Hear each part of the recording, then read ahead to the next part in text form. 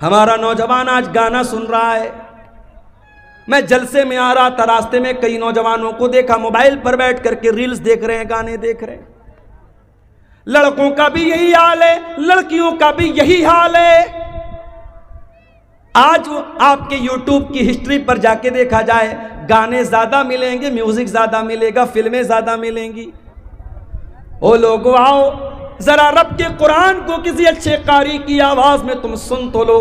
اللہ کی قسم تم میوزک بھول جاؤ گے، تم گانے بھول جاؤ گے. اعلموا انما الحیات الدنیا لعب ولہو وزینہ.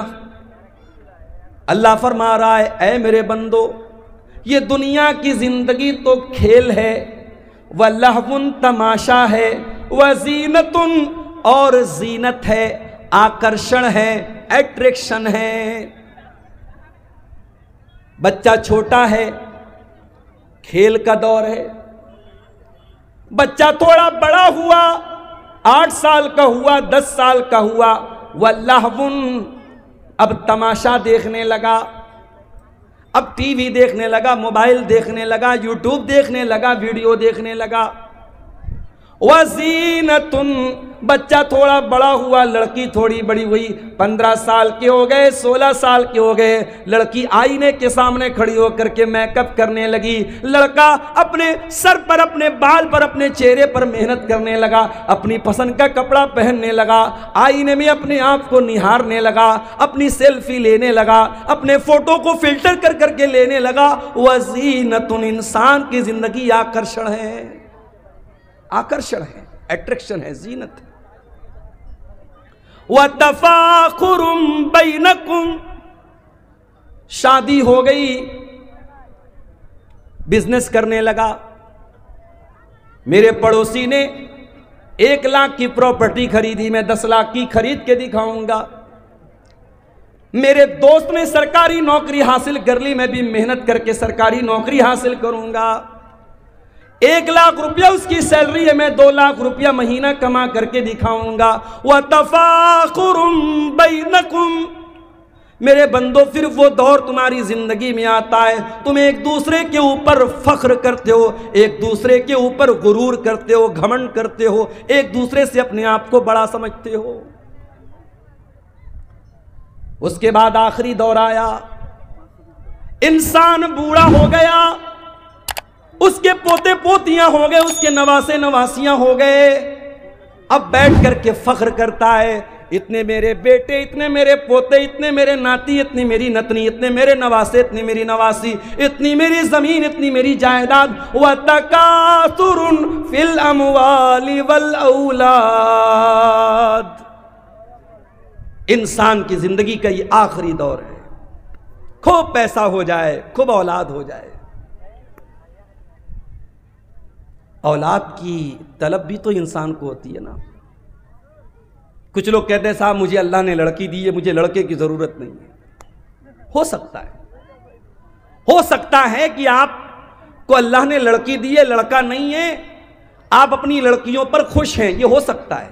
مگر یہ کہنا کہ لڑکے کی ضرورت نہیں ہے، یہ غلط ہے. لڑکے کی ضرورت تو نبیوں کو بھی پڑی ہے. نبیوں نے اللہ سے بیٹا مانگا ہے. ابراہیم علیہ السلام کو دیکھو، بوڑھے ہو گئے، کوئی بیٹا ان کا نہیں ہے، باپ نے گھر سے نکال دیا ہے. اللہ کی توحید کی دعوت دے رہے، ساری دنیا ان کی دشمن بنی ہوئی ہے. ابراہیم علیہ السلام اللہ سے دعا کرتے ہیں، رب ہب لی من الصالحین، پروردگار مجھے نیک بیٹا عطا فرما. بیٹا مانگا. ہمارے نبی کو بھی اللہ نے بیٹا دیا. یہ الگ بات ہے جو بیٹا پیدا ہوا. قاسم پیدا ہوئے، بچپن میں انتقال کر گئے. عبداللہ پیدا ہوئے، بچپن میں انتقال کر گئے. تیسرا بچہ پیدا ہوا حضرت ماریا کے پیٹ سے. اللہ کے نبی نے بڑے شوق سے اپنے بچے کا نام ابراہیم رکھا.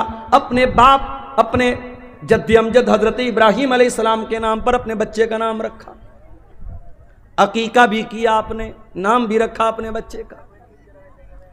عرب کے دستور کے مطابق آپ نے بچے کو دودھ پینے کے لیے دائی کے حوالے کر دیا، دیہات بھیج دیا۔ یہ الگ بات ہے، اللہ نے میرے نبی کی تقدیر میں یہ بھی لکھا تھا کہ اے میرے نبی، آپ کا کوئی بیٹا جوان نہیں ہو پائے گا، جوان نہیں ہونا ہے کسی بچے۔ تیسرا بیٹا پیدا ہوا ابراہیم۔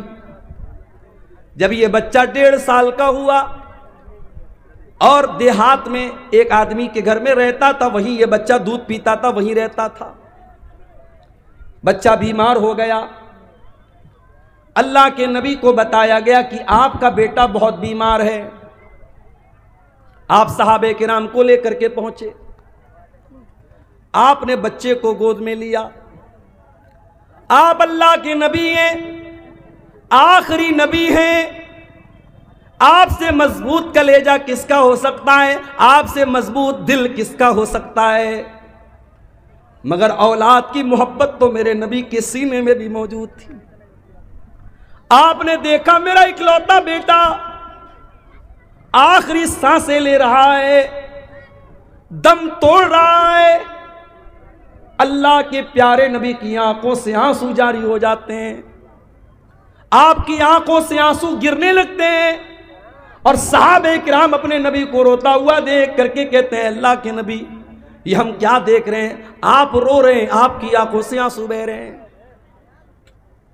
آپ فرماتے ہاذہ رحمت جعلها اللہ فی قلوب عبادہ، اے میرے صحابہ یہ آنسو محمد الرسول اللہ کے آنسو نہیں ہیں، یہ ابراہیم کے ابا کے آنسو ہیں، یہ ابراہیم کے باپ کے آنسو ہیں، یہ ایک باپ کے آنسو ہیں جو محبت میں اپنے بیٹے کی جدائی میں نکل رہے ہیں، یہ ایک باپ کے دل سے نکلے ہوئے درد کے آنسو ہیں، رو رہے ہیں اللہ کے۔ آج تو پیروں اور فقیروں کو لوگوں نے یہ درجہ دے دیا ہے، پیر صاحب کو اتنا پاور ہے کہ ایک آدمی تقریر میں بیان کر رہا ہے، ویڈیو موجود ہے فیس بک کے اوپر، آپ جا کے دیکھ سکتے ہیں کہ شیخ عبد القادر جیلانی کا مرید تھا، قبر میں پہنچا مرنے کے بعد، منکر نکیر آئے سوال پوچھنے کے لیے، جیسے ہی سوال پوچھا شیخ عبد القادر جیلانی کے مرید نے کہا تمہیں معلوم نہیں میں کس کا مرید ہوں؟ کہا کس کے مرید ہوں؟ کہا میں غوث اعظم کا مرید ہوں، میں شیخ عبد القادر جیلانی کا مرید ہوں۔ اتنا سننا تھا منکر نکیر بھاگ گئے، بھائی تیرے سے کوئی سوال نہیں کرنا، تجھ سے کچھ نہیں پوچھنا، تو اتنی بڑی ہستی کا مرید ہے۔ یہ قصے گڑھنے والے، یہ کہانیاں گڑھنے والے، یہ کرامتیں گڑھنے والے یہ کیوں بھول جاتے ہیں کہ اللہ کے نبی سے بڑا کوئی انسان دنیا میں نہیں گزرا، آپ سے بڑے مرتبے والا کوئی نہیں گزرا، اور آپ کا یہ حال ہے، آپ کا اپنا بچہ ہے، آپ کے ہاتھوں میں دم توڑ رہا ہے اور آپ کچھ نہیں کر پا رہے ہیں۔ یہاں تو کتنے مردوں کو زندہ کر دیا شیخ عبد القادر جیلانی، یا میرے نبی اپنے بچے کو مرتا ہوا دیکھ کر کے رو رہے ہیں اور کچھ نہیں کر پا رہے۔ بیٹا مر جاتا ہے، محمد رسول اللہ کی آنکھ سے آنسو نکلتے، اور آپ کیا کہتے ہیں؟ او لوگو، او میری پیاری ماں بہنوں، جب تمہارے کسی بچے کا اللہ نہ کرے کبھی اگر انتقال ہو جائے، تمہارا کوئی عزیز اگر مر جائے، کوئی رشتہ دار اگر مر جائے، کوئی قریبی اگر مر جائے، اور تمہیں رونے کا دل چاہے، تمہاری آنکھوں سے آنسو نکلے، تمہیں اپنی زبان سے کوئی لفظ نکالنے کا دل چاہے، تو ذرا اپنے نبی کا یہ نمونہ بھی دیکھ لینا۔ کیا فرمایا؟ ان العین تدمع والقلب یحزن ولا نقول الا ما یرضی ربنا، اے میرے بچے ابراہیم تیرے جانے سے تیرے باپ کا دل غمگین ہے، تیرے باپ کی آنکھوں سے آنسو بہ رہے ہیں، تیرا باپ رو رہا ہے اے ابراہیم، لیکن تیرا باپ اپنی زبان سے کوئی ایسی بات نہیں نکالے گا جس سے اللہ ناراض ہو جائے۔ تو بیٹے کی خواہش تو سب کو ہوتی ہے میرے بھائی، نبیوں کو بھی ہوتی ہے۔ اللہ کہہ رہا ہے کہ زندگی کے یہ الگ الگ دور ہیں، ایک کھیل کا دور تھا، ایک تماشے کا دور تھا، ایک اٹریکشن کا دور تھا، ایک خوب پیسہ کمانے کا دور تھا، ایک دوسرے پر فخر کرنے کا دور تھا، اور پھر ایک آخری دور آیا کہ ڈھیر سارے بچے ہو گئے، بڑا خاندان ہو گیا، بڑی پراپرٹی بنا لی، بڑی زمین بنا لی۔ اب ذرا غور سے سننا سمریا والو، اب اللہ تعالیٰ دنیا کی ایک مثال بیان کر رہا ہے، کَمَثَلِ غَيْثٍ أَعْجَبَ الْكُفَّارَ نَبَاتُهُ۔ میرے بندو، دنیا کی مثال اللہ بیان کر رہا ہے جیسے بارش ہوتی ہے۔ جب بارش ہوتی ہے تو سب سے زیادہ کون خوش ہوتا ہے؟ کسان خوش ہوتا ہے، کسان خوش ہوتا ہے۔ بارش نہ ہو کسان خودکشی کر لیتا ہے، اور بارش صحیح سمے سے ہو جائے کسان خوش ہو جاتا ہے۔ بارش ہو رہی ہے، اب کھیتی لہلہانے لگی، ہری بھری ہو گئی۔ اللہ فرماتا ہے میرے بندوں میں دنیا کی مثال دے رہا ہوں، بارش ہوئی، کھیتی ہری بھری ہو گئی، ثم یہی جو تم نے دھان کا کھیت لگایا، تم نے مکئی کا کھیت لگایا، تم نے گیہوں کا کھیت لگایا، ایک ٹائم ایسا آیا یہ ہری بھری جو کھیتی تھی یہ پیلی ہو گئی، پک گئی، تیار ہو گئی، گیہوں تیار ہو گیا، دھان تیار ہو گیا، مکئی تیار ہو گئی، ثم یہیج فتراہ مصفرا، کل تک جو پودے ہرے ہرے تھے آج پیلے پیلے ہو گئے، آج پک کر کے تیار ہو گئے۔ ثم یکون حطاما،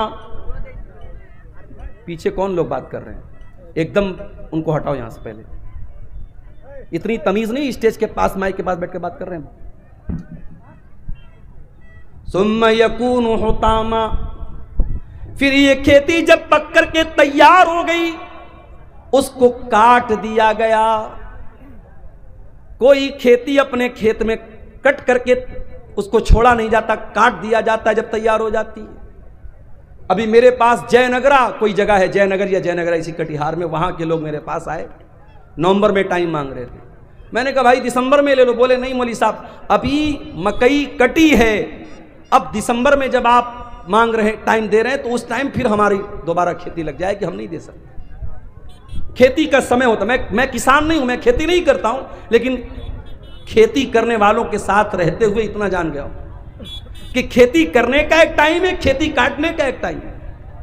کھیتی تیار تو پھر اس کو کوئی روکتا نہیں، کھیتی کو کاٹ لیا جاتا ہے۔ اللہ فرماتا ہے ثم یکون حطاما، پھر کھیتی کو کاٹ لیا جاتا ہے۔ اے میرے بندو، تمہاری دنیا کی زندگی بھی ایسی ہی ہے۔ تمہاری جوانی جب ہوتی ہے تم ہرے بھرے ہوتے ہو، پھر بڑھاپا آتا ہے، 40 سال کے ہو گئے، 50 سال کے ہو گئے، اب تم پک چکے ہو، پیلے پڑ چکے ہو۔ کبھی دیکھا ہے آپ نے بالی ووڈ کی بڑی بڑی ہیروئنیں جو ایک ایک کروڑ کتنے کروڑ روپے لیتی ہیں فلموں کے، جب ان کی جوانی ڈھل جاتی ہے، ان کے بال سفید ہو جاتے ہیں، پھر ان کو کوئی نہیں پوچھتا ہے۔ عمر ختم ہو گئی، اٹریکشن ختم، سوندریہ ختم، بیوٹی ختم۔ انسان جب بوڑھا ہونے لگتا ہے اس کے جسم کی فٹنس ختم ہونے لگتی ہے۔ کوئی لاکھوں میں ہزاروں میں کوئی ایک ہوتا ہے جو بہت زیادہ کسرت کرتا ہو، بہت زیادہ جم جاتا ہو، بہت زیادہ اپنی غذا پہ دھیان دیتا ہو، تو وہ بھی 50 سال تک 55 سال تک اپنے آپ کو مینٹین رکھے گا۔ پھر اس کے بعد تو اس پر بھی بڑھاپا آنا ہے نا بھائی۔ بڑھاپے کی کوئی دوا نہیں ہے، بڑھاپے کا کوئی علاج نہیں۔ اللہ فرماتا ہے میرے بندو تم کل تک ہرے بھرے تھے، آج بڑھاپا آ گیا، پک گئے۔ ثم یکون حطاما، اور جس طریقے سے کھیتی جب پک جائے تو کھیتی کو کاٹ لیا جاتا ہے۔ اے میرے بندو ایک دن ایسا آئے گا، موت کا فرشتہ آئے گا اور تمہیں کاٹ ڈالے گا، تمہیں ختم کر دے گا۔ اسی گاؤں کے ایک صاحب نے بتایا 2 سال کا بچہ تالاب میں ڈوب کر کے انتقال کر جاتا ہے، ماں باپ صبر کرنے کے سوا کچھ نہیں کر پاتے۔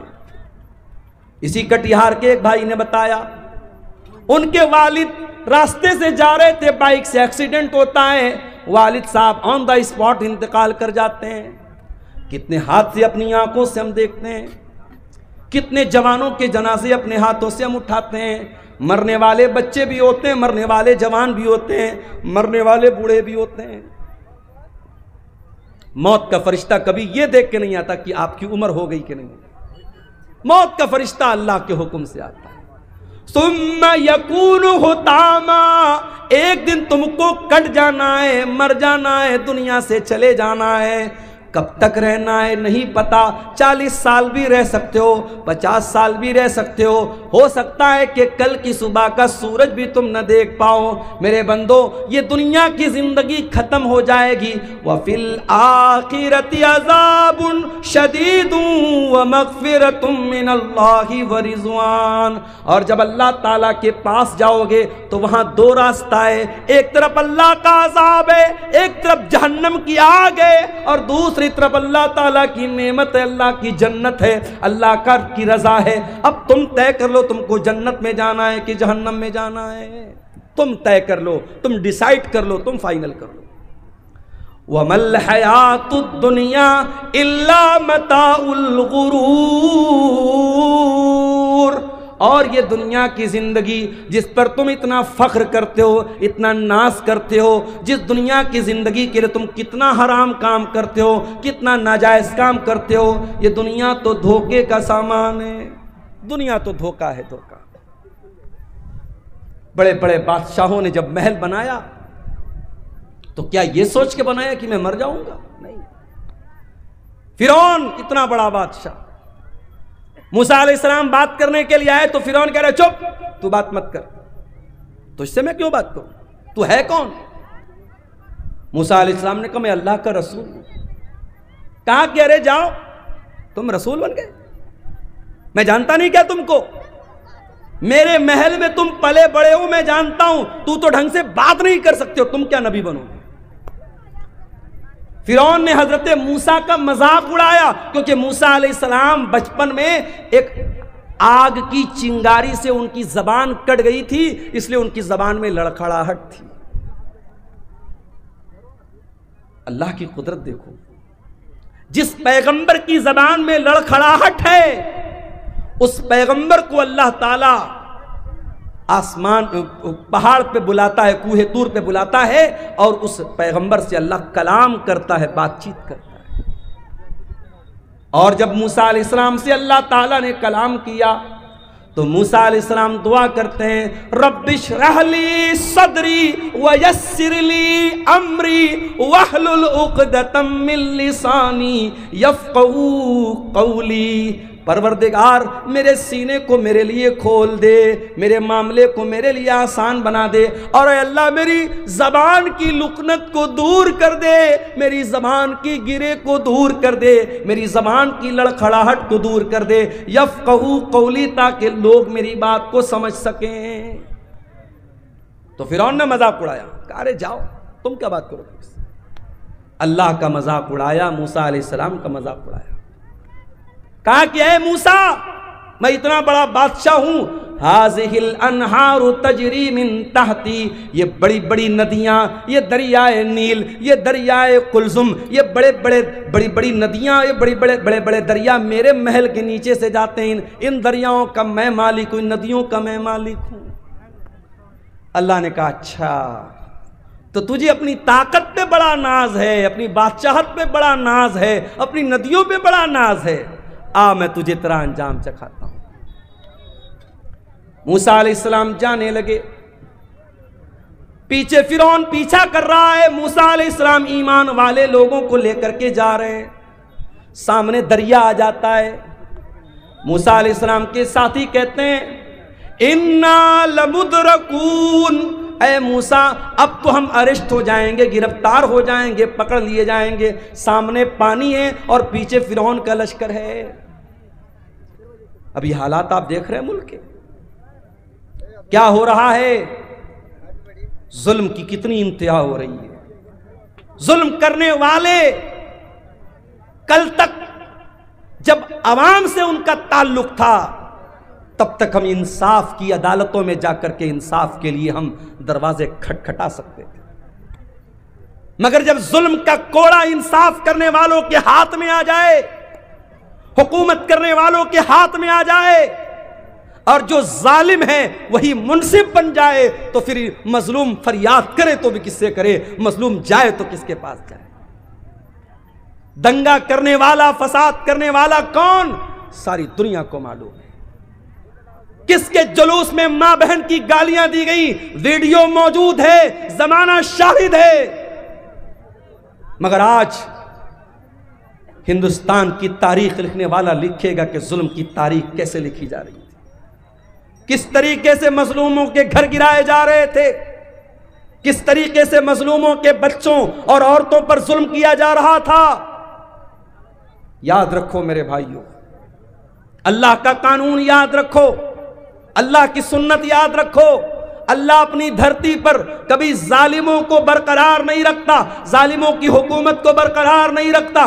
اللہ نے اس دھرتی پر مشرک اور کفر کرنے والوں کی حکومتوں کو برقرار رکھا ہے، مگر ظالم کو اللہ نے جڑ سے اکھاڑ کے پھینک دیا۔ ہر ظالم اپنا انجام یاد رکھے۔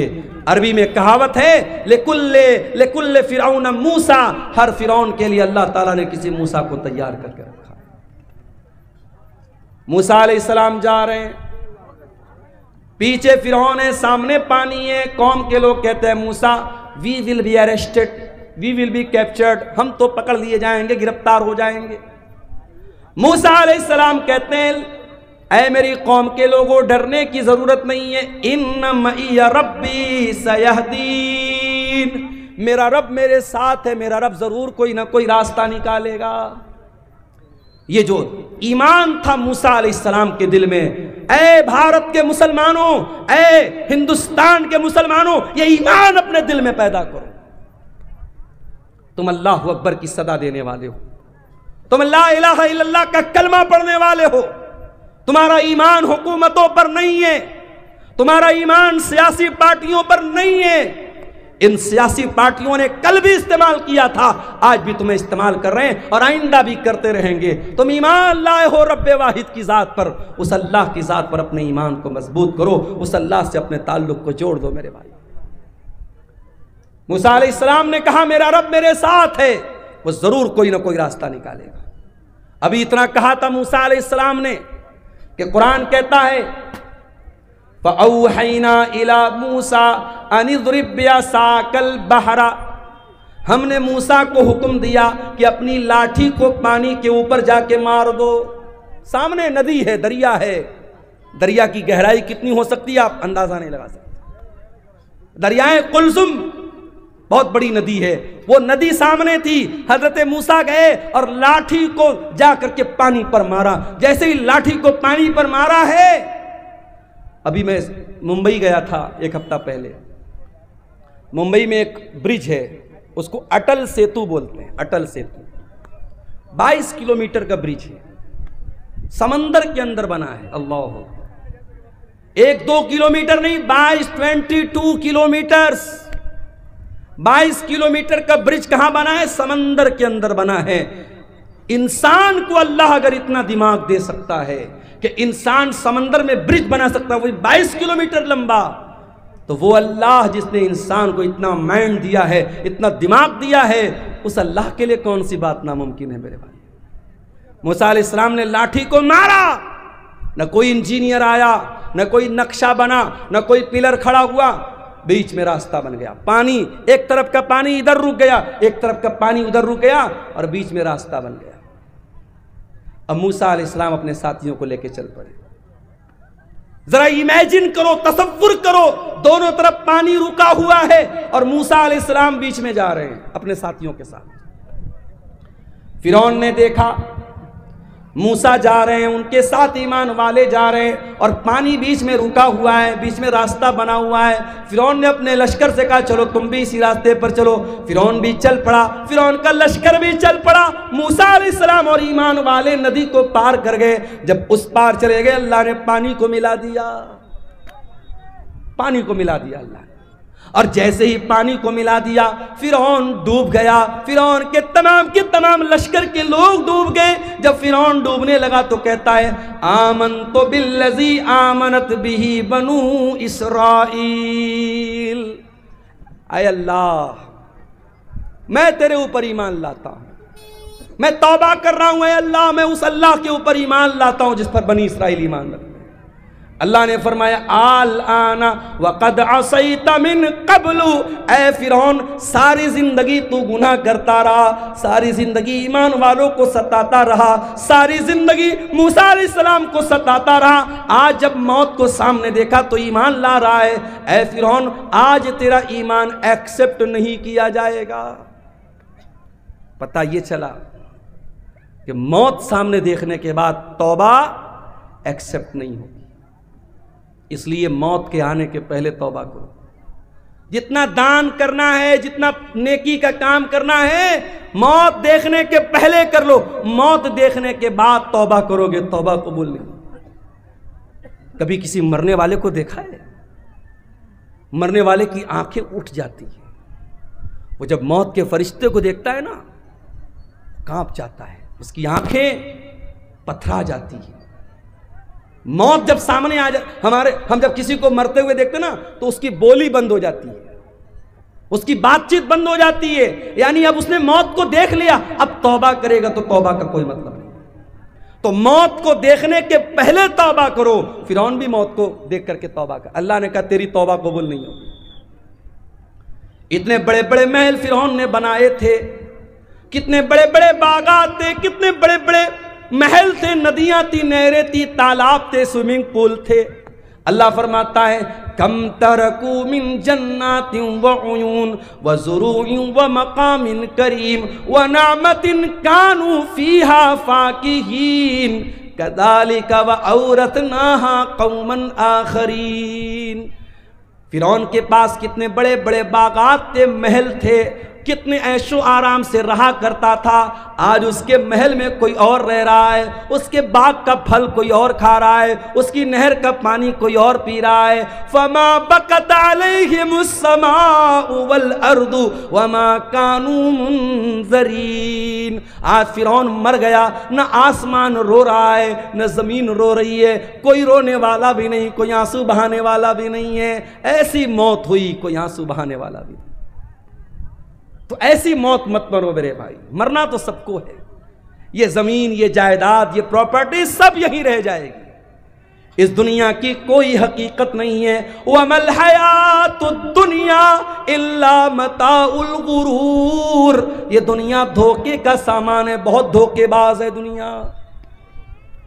انسان گناہ کرتا ہے، اسے لذت ملتی ہے، اسے مزہ آتا ہے، موبائل پر گندا ویڈیو دیکھا مزہ آیا، کسی لڑکی کو چھیڑ دیا مزہ آیا، شراب کے دو چار پیگ لگا لیے مزہ آیا، زنا کر لیا مزہ آیا، مگر 10 منٹ کے بعد، 1 گھنٹے کے بعد، 1 دن کے بعد گناہ کا یہ خمار اترے گا، تب احساس ہوگا میں نے کیا کر دیا، میں نے کیا کر دیا، میں نے کس کو ناراض کر دیا، میں نے یہ کیا کر دیا، احساس ہوگا میرے بھائی۔ اگر دل میں ایمان ہے گناہ کے بعد ایک نہ ایک بار احساس ہوگا، گناہ کے اندر لذت ہے، گناہ کے اندر مزہ ہے، مگر گناہ انسان کو برباد کر دیتا ہے۔ اس دنیا کے چکر میں پڑھ کے تم گناہ کر رہے ہو، دنیا کی عورتوں کے چکر میں پڑھ کے جوانی برباد کر رہے ہو۔ ارے چکر میں پڑھنا ہے تو ذرا جنت کی عورتوں کے چکر میں پڑھو، اگر تیاری کرنا ہے تو جنت کی نعمتوں کے لیے کرو، دنیا کی عورتوں کے ساتھ، دنیا کی لڑکی۔ ابھی میں پٹنہ گیا تھا، ایک سفر تھا میرے، ہمارے ایک دوست تھے ساتھ میں، پٹنہ کی مارکیٹ میں نے دیکھا ایک نقاب پوش لڑکی، برقع والی لڑکی غیر مسلم لڑکے کے ساتھ ٹہل رہی ہے۔ ہمارے ایک ساتھی تھے بنارس کے، میں نے کہا دیکھو بھائی یہ کیا ہو رہا ہے؟ بولے مولانا کوئی حیرت کی بات نہیں ہے۔ میں نے کہا کیوں؟ کہا یہ ٹائم پاس ہے، لڑکی کو بھی پتا ہے کہ میں ٹائم پاس کر رہی ہوں، لڑکے کو بھی پتا ہے میں ٹائم پاس کر رہا ہوں، دونوں سیریس نہیں ہیں، گھوم رہے ہیں۔ ایسا بھی ہوتا ہے کہ لڑکی ایک لڑکے کے ساتھ صبح گھوم رہی ہے، دوپہر میں دوسرے لڑکے کے ساتھ گھوم رہی ہے، شام کو تیسرے لڑکے کے ساتھ گھوم رہی ہے، یہ چل رہا ہے، ٹائم پاس ہو رہا ہے۔ یہ عورتیں ہیں دنیا کی، یہ لڑکیاں ہیں دنیا کی، اور جنت کی عورتیں کیسی ہوں گی؟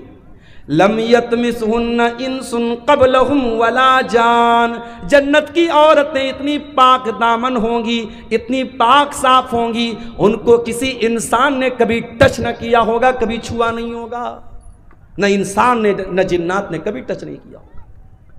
دنیا کی عورتیں، ان کے ساتھ بہت ساری گندگی بھی لگی ہوئی ہے، ظاہر ہے انسان کی باڈی ہے، انسان پیشاب بھی کرتا ہے، پاخانہ بھی کرتا ہے، ناک سے گندگی بھی نکلتی ہے، بلغم بھی نکلتا ہے، عورتوں کے ساتھ دنیا کے اور بھی مسئلے مسائل ہیں، لیکن جنت کی عورتوں کے ساتھ کوئی مسئلہ مسائل نہیں ہوگا۔ وَلَهُمْ فِيهَا أَزْوَاجٌ مُطَهَّرَةٌ، دنیا کی عورتوں کے ساتھ تو بہت سارے مسائل اور گندگیاں ہیں، لیکن جنت کی عورتیں بالکل پاک اور صاف ہوں گی۔ عبداللہ ابن عباس اس آیت کی تفسیر میں کہتے ہیں لا یحزنا، جنت کی عورتوں کو پیریڈ نہیں آئے گا، ولا یحدثنا، ان کو پیشاب و پاخانہ کی حاجت نہ ہوگی، ولا یتنخمنا، ان کو تھوک اور بلغم کی گندگی نہیں ہوگی، پاک اور صاف عورتیں۔ دنیا میں جو عورت دوپٹہ اوڑھتی ہے، اوڑھنی اوڑھتی ہے، پردہ کرتی ہے، سمجھ جاؤ کہ وہ جنتی عورت ہے، اس لیے کہ جنت کی عورت کے سر پر بھی دوپٹہ ہوگا۔ اللہ کے نبی فرماتے ہیں، بخاری اور مسلم کی روایت ہے، لَوِ اطَّلَعَتْ إِلَى الدُّنْيَا، اگر جنت کی عورت دنیا میں ایک مرتبہ جھانک دے، ایک نظر ڈال دے، مَلَأَتْ مَا بَيْنَهُمَا رِيحًا، اس کی خوشبو سے زمین و آسمان بھر جائیں گے۔ اتنی بہترین خوشبو، جنت کی عورت صرف ایک نظر جھانک دے دنیا میں، اس کے پرفیوم سے، اس کے فریگرنس سے، اس کی خوشبو سے، اس کے سینٹ سے دنیا بھر جائے گی۔ وَلَنَسِيفُهَا عَلَى رَاسِهَا خَيْرٌ مِّنَ الدُّنْيَا وَمَا فِيهَا، اور جنت کی عورت کے سر پر جو دوپٹہ ہوگا، اللہ اکبر، اللہ نے جنت کی عورت کے سوٹ کا ذکر نہیں کیا، اس کے گاؤن کا ذکر نہیں کیا، اس کے فراک کا ذکر نہیں کیا، اللہ کے نبی کہہ رہے جنت کی عورت کے سر پر جو دوپٹہ ہوگا، وہ دوپٹہ بھی دنیا اور دنیا کی تمام دولت سے بہتر ہوگا۔ آج میں منگل بازار میں کچھ مارکیٹنگ کرنے گیا، تو ہم لوگ تو بنارس کے لوگ ہیں نا، بنارس میں کپڑا بنتا ہے، تو ہم لوگ کپڑے کو ہاتھ لگا کے سمجھ جاتے ہیں کہ کپڑا کی کوالٹی کیا ہے۔ جو بنارس کے انصاری لوگ ہیں، جن کو جلہا کہتے ہیں، تو وہ کپڑے کا کاروبار ہی کرتے، تو ان کو معلوم ہے کہ کپڑے کی کوالٹی کیا ہوتی ہے۔ ایک مرتبہ اللہ کے نبی کے پاس ریشم کا کپڑا آیا۔ ریشم کا کپڑا اس زمانے میں بھی بڑا قیمتی مانا جاتا تھا، آج بھی بہت قیمتی مانا جاتا ہے۔ بنارس میں آپ جائیں گے ساڑی کی مارکیٹ میں، 500 روپے کی ساڑی بھی ہے، 50,000 روپے کی بھی ساڑی ہے۔ 50,000 کی ساڑی میں کیا اسپیشل ہے؟ اس میں پیور ریشم ہے، پیور سلک ہے، اور اس میں اوریجنل سونے کی زری ہے، تو اس کی قیمت 50,000 روپیہ بھی ہے۔ بڑی بڑی بالی ووڈ کی جو ہیروئنوں ہوتی ہیں، ان کا جو لہنگا ہوتا ہے، جو ساڑی ہوتی ہے، بنارس سے تیار ہو کے جاتا ہے۔ تو اللہ کے رسول صلی اللہ علیہ وسلم کے پاس ریشم کا کوئی کپڑا آیا۔ اب صحابہ کرام عرب کے رہنے والے تھے، ریشم وہاں نہیں بنتا تھا، ریشم کا کپڑا نہیں ملتا تھا، موٹے موٹے کپڑے مکے میں پہنے جاتے تھے، ٹاٹ وغیرہ ٹائپ کے کپڑے، جوٹ وغیرہ کے کپڑے پہنے جاتے تھے۔ تو جب یہ ریشم کا کپڑا آیا تو صحابہ اس کو چھو کر کے کہنے لگے کہ کتنا سافٹ ہے، کتنا ملائم ہے، کتنا نرم ہے۔ صحابہ کرام کو بڑی حیرت ہونے لگی۔ اللہ کے پیارے نبی نے فرمایا اتعجبون من ھذا، اے میرے صحابہ تمہیں اس پر بڑا تعجب ہو رہا ہے، بڑا آشچر ہو رہا ہے، بڑی حیرت ہو رہی ہے۔ لمنادل سعد بن معاذ فی الجنت خیر من ھذا، اے میرے صحابہ جنت میں حضرت سعد بن معاذ کو جو ہینڈ کرچپ ملے گا، جو رومال ملے گا، جو دستی ملے گی، جو مندیل ملے گا، اے میرے صحابہ یہ دنیا کے ریشم کا کپڑا فیل ہے اس جنت کے رومال کے سامنے۔ اتنا سافٹ ہوگا حضرت سعد بن معاذ کا رومال۔ جب جنت کا رومال اتنا سافٹ ہوگا تو جنت کا کپڑا کتنا پیارا ہوگا۔ اللہ نے جب جنت کے کپڑے کا ذکر کیا تو فرمایا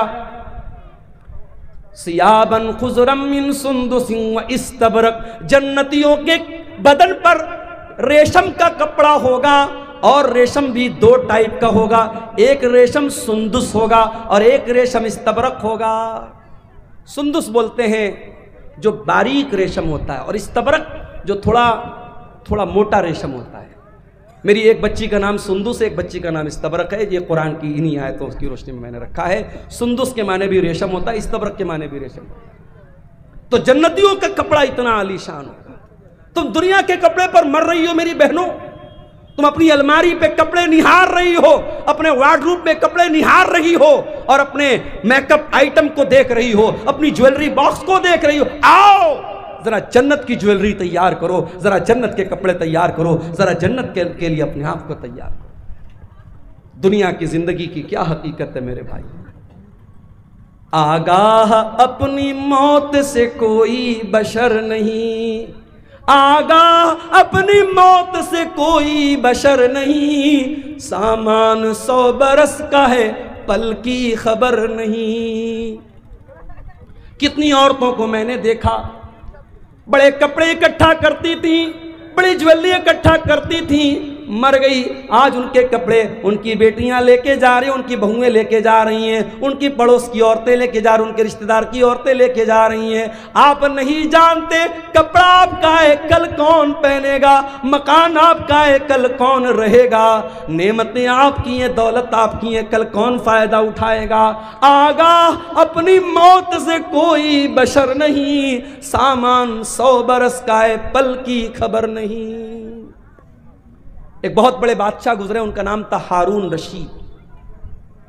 ہارون رشید ایک مسلمان بادشاہ تھے، خلیفہ تھے۔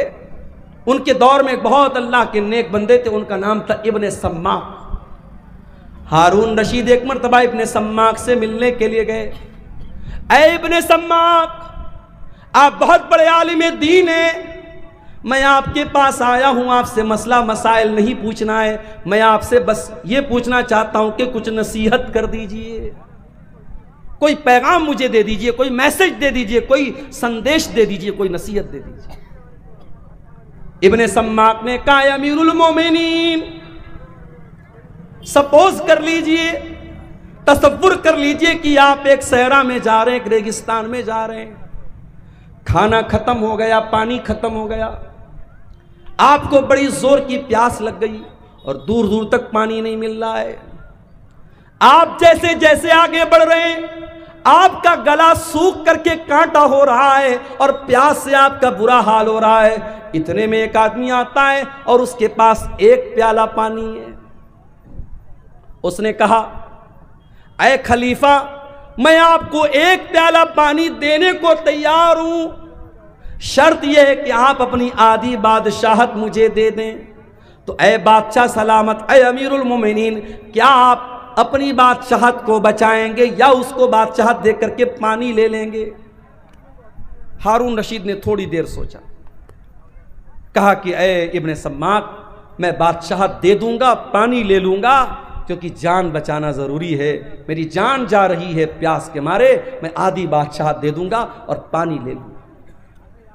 ابن سماک نے کہا، اے بادشاہ سلامت، اب سپوز کر لو وہ پانی آپ نے پی لیا، اب وہ پانی آپ کی باڈی میں جا کر کے اٹک گیا، اب آپ کو زور کی پیشاب لگ گئی، لیکن پیشاب کے راستے سے پیشاب نہیں نکل پا رہا ہے، آپ بے حال ہو گئے، آپ کو اپنی زندگی خطرے میں نظر آنے لگی، آپ پیشاب کے رک جانے سے آپ پریشان ہیں۔ اتنے میں ایک دوسرا آدمی آتا ہے اور وہ کہتا ہے، اے امیر المومنین، آپ کو میں ایسی دوا دے دوں گا کہ آپ کا پیشاب نکل آئے گا، آپ ریلیکس فیل کریں گے، آپ کا درد ختم ہو جائے گا، شرط یہ ہے کہ آپ اپنی باقی آدھی بادشاہت مجھے دے دیں۔ تو اے بادشاہ سلامت، کیا آپ اپنی جان بچائیں گے یا اس کو اپنی بادشاہت دے دیں گے؟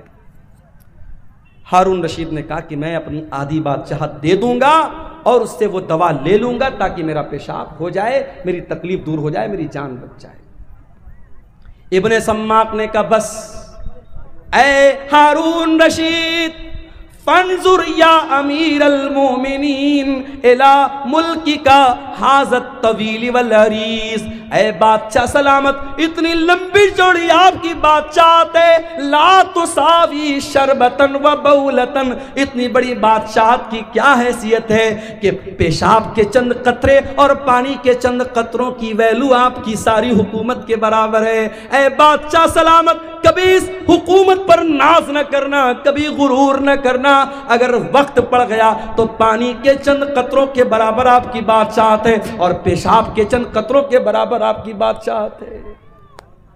میرے بھائیوں، یہ ہے دنیا کی حقیقت، دنیا کے پیچھے مت مرو میرے بھائیوں۔ ہر جمعہ کے دن آپ سنتے ہیں امام صاحب سورہ اعلیٰ کی تلاوت کرتے ہیں، بل تؤثرون الحیات الدنیا والآخرۃ خیر وابقیٰ، میرے بندو تم دنیا کی زندگی کو ترجیح دیتے ہو، تم دنیا کی زندگی کو اوپر رکھتے ہو، جبکہ آخرت کی زندگی زیادہ بہتر اور زیادہ باقی رہنے والی ہے، تمہیں تو آخرت کی تیاری کرنا چاہیے۔ اب سوال پیدا ہوتا ہے کہ کیا ہم دنیا میں نہ رہیں، دنیا کا حق ادا نہ کریں، بیوی کا حق ادا نہ کریں، بچوں کا حق ادا نہ کریں؟ نہیں، یہ اسلام کی تعلیم نہیں ہے۔ ہمیں دنیا میں رہنا ہے، ہمیں بیوی کا حق بھی ادا کرنا ہے، ہمیں بچوں کا حق بھی ادا کرنا ہے، ہمیں ماں باپ کا حق بھی ادا کرنا ہے، لیکن ہمیں دل نہیں لگانا ہے دنیا سے۔ جگہ جی لگانے کی دنیا نہیں ہے، یہ عبرت کی جا ہے، تماشا نہیں ہے۔ دل لگاؤ تو جنت سے لگاؤ، دل لگاؤ تو آخرت سے لگاؤ، دنیا دل لگانے کا ٹھکانہ نہیں ہے۔ دنیا میں کیسے رہنا ہے؟ اللہ کے پیارے نبی عبداللہ ابن عمر کا کندھا پکڑ کر کے کہتے ہیں کن فی الدنیا کانک غریب، اے عبداللہ دنیا میں ایسے زندگی گزارو جیسے پردیسی زندگی گزارتا ہے۔ بہار کے بہت سارے لوگ بمبئی میں رہتے ہیں، بمبئی میں دنگا ہو جاتا ہے، فساد ہو جاتا ہے، تو بمبئی میں جو بہار کا رہنے والا، یو پی کا رہنے والا، بنگال کا رہنے والا آدمی ہے وہ ڈر جاتا ہے کہ یار میرا تو یہاں کوئی نہیں ہے، یہ تو پردیس ہے، میرا گاؤں نہیں ہے، میرا علاقہ نہیں ہے، میرا کیا ہوگا؟ وہ رہتا ہے بمبئی میں، کماتا ہے بمبئی میں، کھاتا ہے بمبئی میں، مگر اسے اپنا اصل وطن یاد رہتا ہے۔ وہ کٹیہار کے فلاں گاؤں کا رہنے والا ہے، وہ گاؤں سے یاد رہتا ہے۔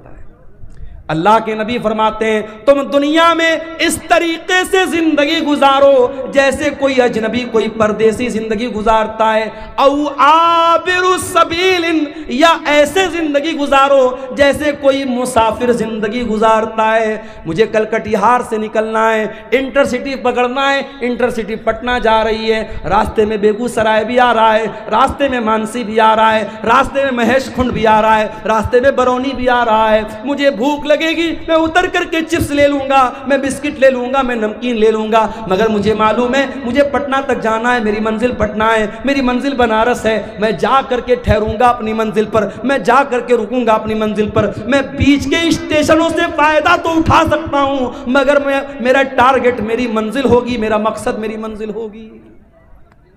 اللہ کے نبی کہہ رہے ہیں دنیا میں ایسے زندگی گزارو جیسے مسافر زندگی گزارتا ہے۔ اور صحابہ کرام ہماری طرح رات میں 2-2 3-3 بجے تک تقریر نہیں سنتے تھے۔ نبی نے اتنی حدیث بیان کی، عبداللہ ابن عمر نے سن لیا۔ اب عبداللہ ابن عمر خود کہتے ہیں او لوگو کان کھول کر کے سن لو، اذا اصبحت فلا تنتظر المساء، جب صبح ہو جائے تو شام کا ویٹ نہ کرو، شام کی پرتیکشا نہ کرو، شام کا انتظار نہ کرو، شام ہو جائے تو صبح کا انتظار نہ کرو۔ او میری پیاری ماں بہنوں، او میرے پیارے نوجوان ساتھیوں، جاؤ ذرا بستر پہ سونے کے پہلے یہ حدیث یاد کر لینا، یہ سوچ کر کے بستر پہ جانا اے اللہ اگر آج کی رات میری زندگی کی آخری رات ہو گئی، اے اللہ سارے اعمال تو گناہوں سے بھرے ہیں، سارا رجسٹر تو گناہوں سے بھرا ہے، اے اللہ اگر اسی حال میں تیرے پاس چلا گیا، اے اللہ اسی حال میں تیرے پاس میں چلی گئی، اے اللہ میرا کیا بنے گا، میرا کیا حال بنے گا۔ میرے پیارے ساتھیوں، جب رات میں بستر پہ سونے جایا کرو تو یہ ایک بار سوچ لیا کرو، اللہ کے حضرت عبداللہ ابن عمر کہتے ہیں جب شام ہو جائے تو صبح کا انتظار مت کیا کرو، اور صبح ہو جائے تو شام کا انتظار مت کیا کرو۔ اور آگے فرماتے ہیں وَخُذْ مِنْ صِحَّتِكَ لِمَرَضِكَ، اور جب تمہاری تندرستی موجود ہے تو تم بیماری کے دن کی تیاری کر لو، اور اپنی زندگی میں موت کی تیاری کر لو، موت کی تیاری کر لو۔ ماشاءاللہ کٹیہار بڑی ترقی پر ہے۔ میں آج مارکیٹ میں گیا، ہمارے کچھ دوست لوگ بھی ساتھ میں تھے، کتنے بڑے بڑے ریسٹورنٹ بن گئے ہیں۔ اسٹیشن کے سامنے ایک چھوٹا سا ہوٹل تھا، بسم اللہ ہوٹل، آج گیا تو دیکھا بہت بڑا سا ریسٹورنٹ بنا ہے، اس کا نام ہے تندوری محل۔ بڑے بڑے ہوٹل کھل رہے ہیں کٹیہار میں۔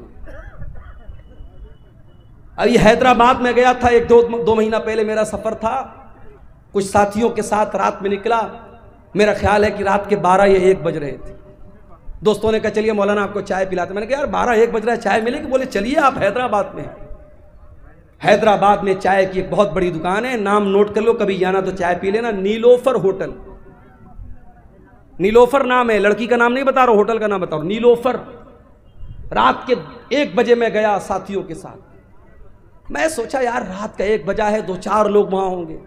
گیا تو وہ بھیڑ ہے، رش ہے، مردوں کا، عورتوں کا، لڑکوں کا، لڑکیوں کا، مسلمانوں کا علاقہ ہے، مسلم میجورٹی علاقہ ہے، اور رش بھرا پڑا ہے۔ تو اب حیدرآباد شہر ہے بھائی، کھانے پینے کا شہر ہے. اب کٹیہار میں بھی وہ چیزیں آ رہی ہیں، پورنیہ میں بھی وہ چیزیں آ رہی ہیں. ترقی پر ہے زمانہ، زمانہ ترقی پر تو ہے میرے پیارے ساتھی. لیکن یہ بات یاد رکھو، ترقی کا مطلب یہ نہیں ہے کہ آپ اپنے اللہ کو بھول جائیں. 4 پیسے آ گئے، اسٹینڈرڈ بن گئے، گھر میں اسٹینڈرڈ پن آ گیا، اس کا مطلب یہ نہیں کہ آپ کے گھر کی عورتیں پردہ کرنا بند کر دیں. اسٹینڈرڈ بن گئے تو قرآن پڑھنا بند کر دو، ایسا نہیں ہے میرے بھائی. قبر کے اندر یہی قرآن آپ کے کام آئے گا. میں نہیں منع کرتا تم اپنے بچوں کو میڈیکل کی تعلیم دو، میں منع نہیں کرتا. اپنی بچیوں کو تم اعلیٰ تعلیم دو، میں منع نہیں کرتا. مگر واللہ میرا کلیجہ دکھتا ہے جب کٹیہار کے بڑے بڑے کالجوں میں مسلمان لڑکی چہرہ کھول کر کے بے پردگی کے ساتھ اپنے بوائے فرینڈ کے ساتھ، اپنے بیچ میٹ کے ساتھ، اپنے کلاس میٹ کے ساتھ گھوم رہی ہے، پارکوں میں گھوم رہی. تو تکلیف ہوتی ہے کہ یہ قوم تعلیم حاصل کر رہی ہے، اس قوم کی لڑکیاں تعلیم حاصل کر رہی ہیں یا بے حیائی کر رہی ہیں، بے پردگی کر رہی ہیں. حالات یہ ہیں. لڑکی 8-9 سال کی ہوتی ہے، لڑکا 10-12 سال کا ہوتا ہے. ابھی لڑکا بہت چھوٹا ہے، لڑکی بہت چھوٹی ہے.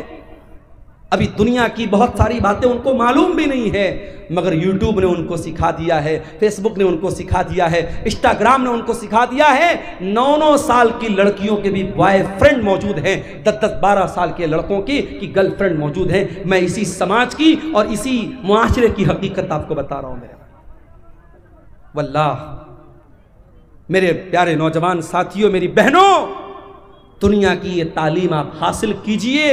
مگر اکبر الہ آبادی کا وہ شعر میں آپ کو سناتا ہوں.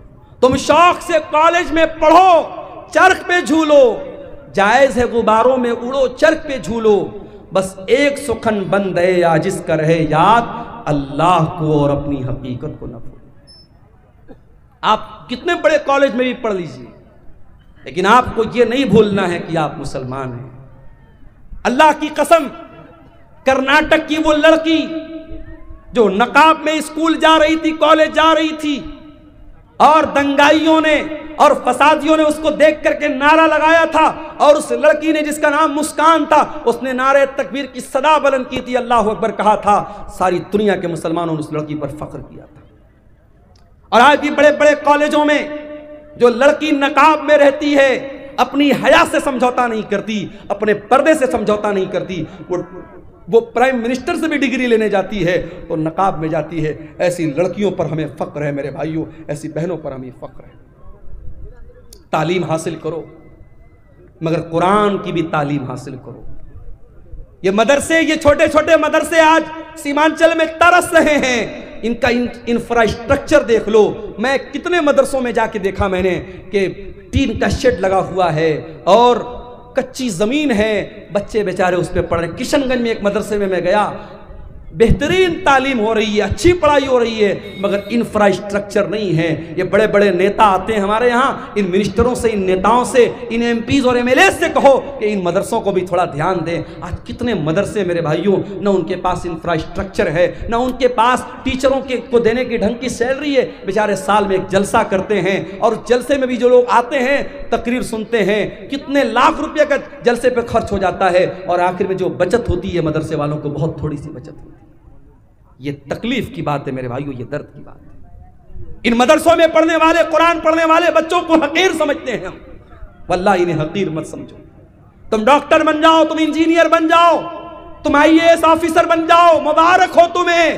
یہ قرآن پڑھنے والے، یہ دبلے پتلے بچے، یہ پتلی دال پینے والے بچے، یہ بغیر چھلا ہوا آلو کھانے والے بچے، یہ جاگیر کا کھانا، اپنی عزت اور خودداری کو کچل کر گھروں سے لے جا کے ٹفن لے کر کھانا لانے والے یہ بچے، انہیں حقیر مت سمجھو میرے بھائیوں. اللہ کے نبی فرماتے ہیں خیرکم من تعلم القرآن وعلمہ، تم میں سب سے بہترین انسان وہ ہے جو قرآن کو سیکھتا ہے اور قرآن کو سکھاتا ہے.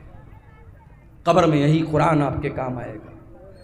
قبر میں منکر نکیر آئیں گے، پوچھیں گے من ربک، تیرا رب کون ہے؟ تو کہے گا میں انٹر پڑھ کے آیا ہوں. میں گریجویشن کر کے آیا ہوں، میں نے BCA کیا، میں نے MCA کیا، میں نے نیٹ نکالا، میں نے فلاں ایگزام پاس کیا۔ فرشتہ پوچھے گا من نبیوں کا، تیرے نبی کون ہے؟ ما دینوں کا، تیرا دین کیا ہے؟ اگر آپ نے دنیا کی ساری تعلیم حاصل کی ہے، اگر آپ نے رب کا قرآن نہیں پڑھا ہے، اگر آپ نے محمد رسول اللہ کی حدیثوں کو نہیں پڑھا ہے، قرآن و سنت کو نہیں پڑھا ہے، آپ منکر نکیر کے سوال کا جواب نہیں دے پائیں گے۔ اس سوال کا جواب اگر چاہیے تو قرآن پڑھنا پڑے گا، حدیثوں کو پڑھنا پڑے گا۔ میرے بھائیوں، آج کا دور تو بہت اچھا دور ہے، آج آن لائن بھی آپ دین کی تعلیم حاصل کر سکتے ہیں۔ اپنی بہنوں سے کہنا چاہوں گا جو کالج میں پڑھتی ہیں، جو یونیورسٹی میں پڑھتی ہیں، اے میری پیاری بہنوں، آج ایسے کورس بھی ہو رہے ہیں، آن لائن کورس ہو رہا ہے۔ لاک ڈاؤن میں خود میں نے کئی کورس چلائے آن لائن، اور مجھے بڑے فخر کے ساتھ آج میں دبئی تک میرے اسٹوڈنٹ موجود ہیں۔ میرے پاس میسج آتا ہے، مولانا صاحب میں آپ کا اسٹوڈنٹ ہوں۔ لڑکیوں کا، میری مسلمان بہنوں کا بھی کبھی کبھی فون آتا ہے،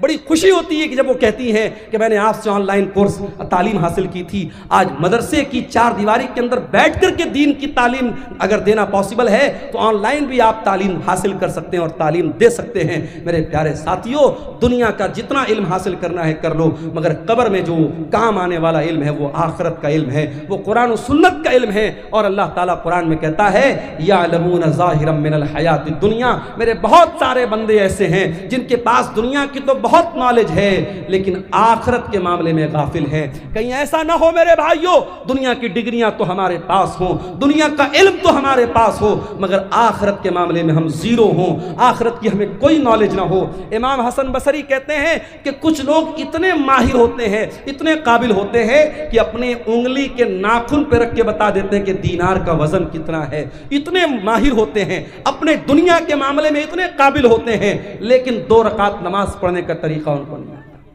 اسی کٹیہار میں مجھے یاد ہے، نماز پڑھنے کے لیے بیٹھا، پیچھے سے ایک آدمی آتا ہے، اس کو کسی نے بتایا کہ عبدالغفار صاحب نماز پڑھ رہے ہیں، جاؤ ان کے ساتھ پڑھ لو۔ نماز ختم ہو چکی تھی، میں بعد میں آیا تھا، میں اپنی الگ نماز پڑھ رہا تھا۔ اب وہ آدمی آیا تو اس کو یہ بھی پتہ نہیں کہ دائیں کھڑا ہونا ہے کہ بائیں کھڑا ہونا ہے، یہ بھی نہیں معلوم۔ کتنے علاقوں میں جاتا ہوں، میں مسافر ہوں، ظہر کی نماز کا ٹائم ہے، مسجد کے امام صاحب نے کہا مولانا صاحب آپ نماز پڑھا دیجیے۔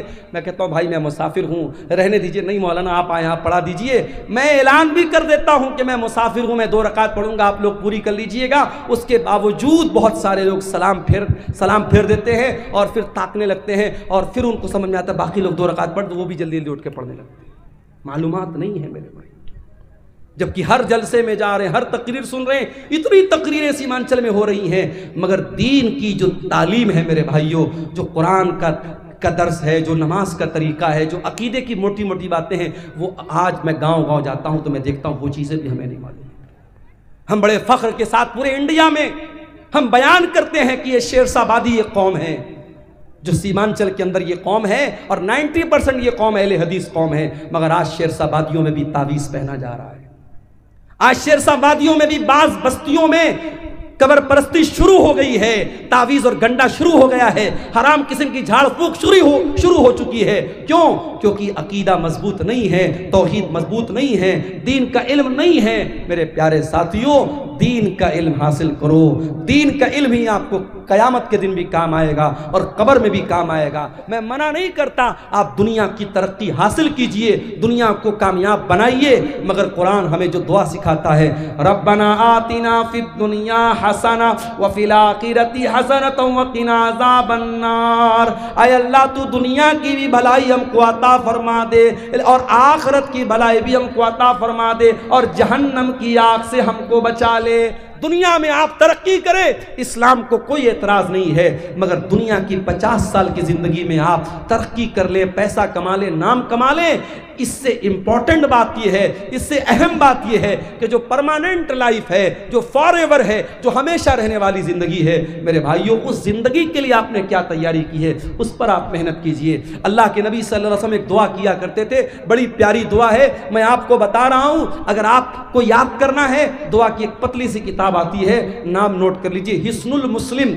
ये किताब आपको कहीं भी मिल जाएगी। अगर मोबाइल आपके पास मौजूद है, उसके प्ले स्टोर में जाके आप टाइप कीजिए हिस्नुल मुस्लिम, तो ये किताब वहाँ पर भी आपको मिल जाएगी। अल्लाह के नबी बड़ी प्यारी दुआ करते थे, अल्लाहुम्मा अस्लिह ली दीनी अल्लज़ी हुवा इस्मतु अमरी व अस्लिह ली आखिरती अल्लती व अस्लिह ली दुनियाया अल्लती फीहा माआशी।